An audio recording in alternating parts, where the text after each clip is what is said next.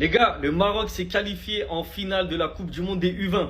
Ce qu'ils sont en train de faire les jeunes du Maroc, que ce soit les U20 principalement, mais aussi les générations en dessous, c'est une dinguerie. Je sais pas ça va être quoi le Maroc, l'équipe A du Maroc dans les futures années, mais ce qu'ils sont en train de construire, c'est une folie. Déjà les A, ils montrent l'exemple en allant en demi-finale de la Coupe du Monde. Et là les U20, ils vont en finale aussi de la Coupe du Monde.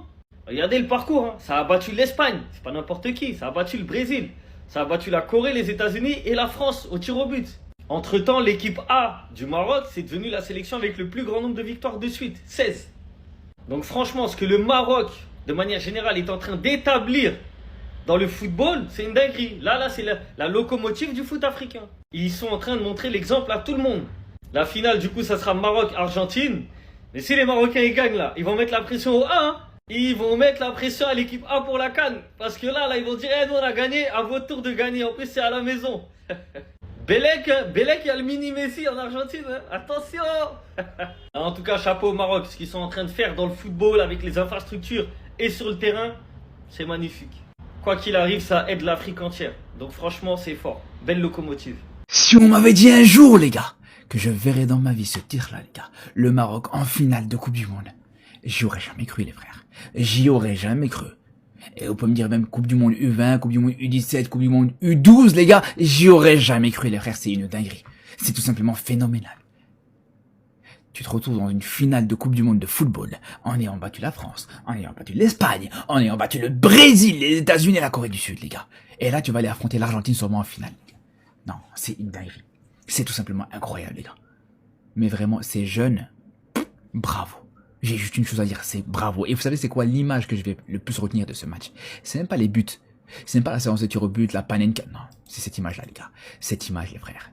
Ce petit, il est rentré dans mon cœur. Je vous le dis la vérité, les gars. Ce petit, c'est devenu mon petit coup de cœur de cette Coupe du Monde. Est-ce que vous vous rendez compte, les gars?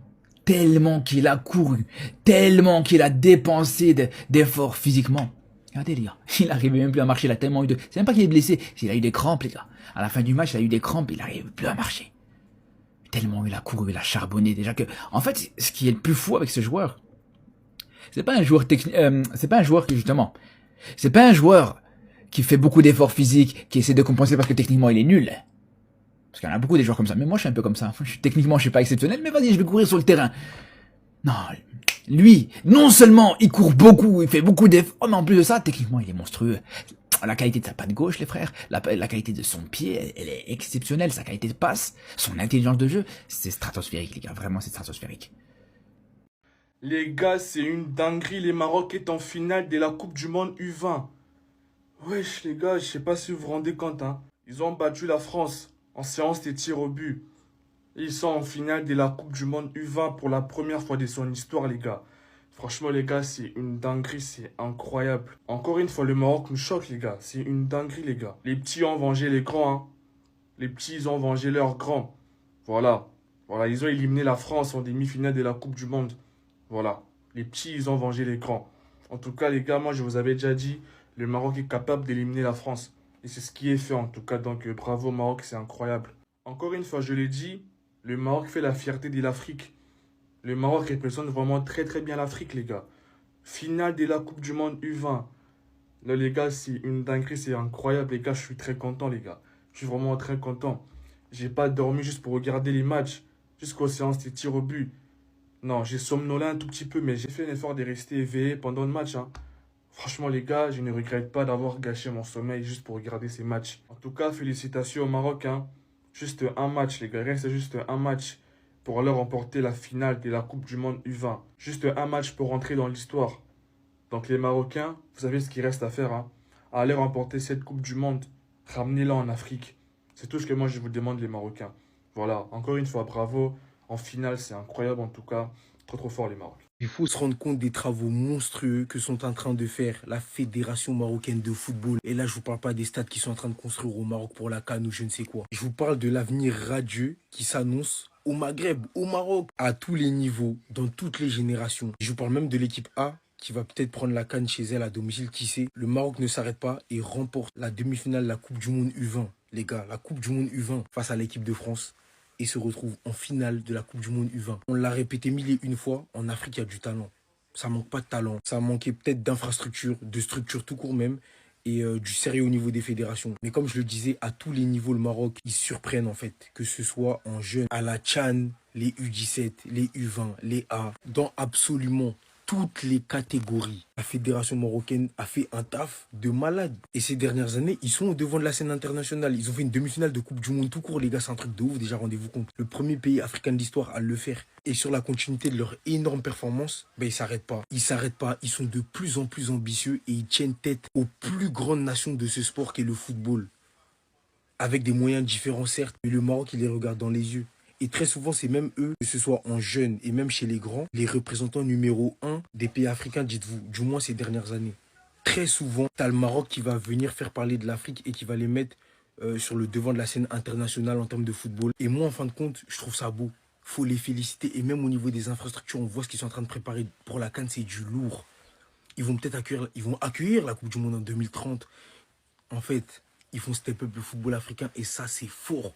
Après, à titre personnel, moi, j'ai un peu du mal avec cette histoire de carton vert qui fait appel à la VAR. J'espère que ça, là, ils vont pas le mettre chez les pros parce que, en tout cas, le beau parcours des jeunes Français qui n'ont pas démérité s'arrête ici et ça reste très bien. En demi-finale, c'est déjà très fort. Mais le Maroc s'en va en finale et qui sait va peut-être gagner la Coupe du Monde U20. Ça, ce serait une dinguerie. En tout cas, moi, j'espère qu'ils vont la remporter et qu'ils iront jusqu'au bout parce qu'ils ont une magnifique jeunesse. Et ce serait beau de concrétiser un projet en gagnant la Coupe du Monde U20, rendez-vous compte. Et qui sait, peut-être que cette génération sera la première à gagner la Coupe du Monde tout court pour un pays africain. On ne sait pas. Comme on dit chez eux, Dima Maghreb, vive le Maroc, vive l'Afrique, vive le football. Restez sobre, abonnez-vous les gars, ça. Au bout de la nuit, le Maroc qui finit par s'imposer 5 buts à 4 au tir au but face à l'équipe de France. Le Maroc qui ira donc en finale de Coupe du Monde des U20, soit face à l'Argentine, soit face à la Colombie. Mais les gars, il faut les féliciter parce que je vais vous mettre une statistique. Sincèrement, le football marocain, il se développe beaucoup trop bien ces dernières années. Demi-finaliste de Coupe du Monde, forcément à la Coupe du Monde 2022, après une campagne exceptionnelle.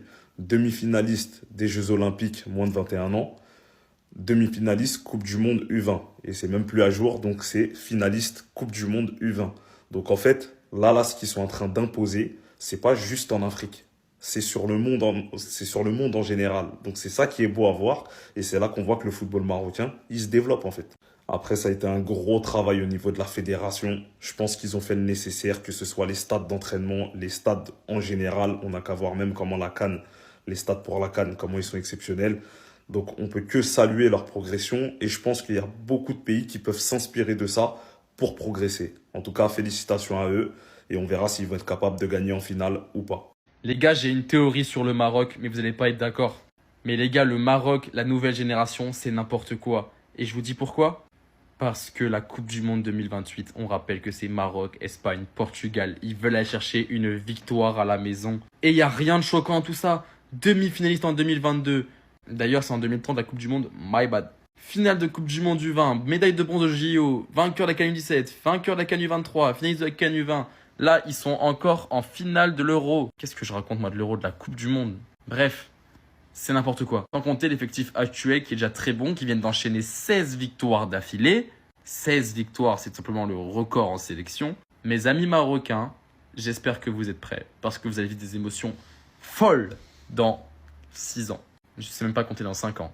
Et je pense que même déjà dès cette année, ça va être compliqué d'aller choper les Marocains qui en plus ont l'habitude de jouer dans des chaleurs assez importantes, qui vont jouer aux États-Unis où il va faire 75 degrés à l'ombre. Moi, je vois bien le Maroc venir embêter les grosses nations. Je l'aurais dit ici en premier, c'est une autre take. Ceux qui ne sont pas d'accord, je vous écoute en commentaire.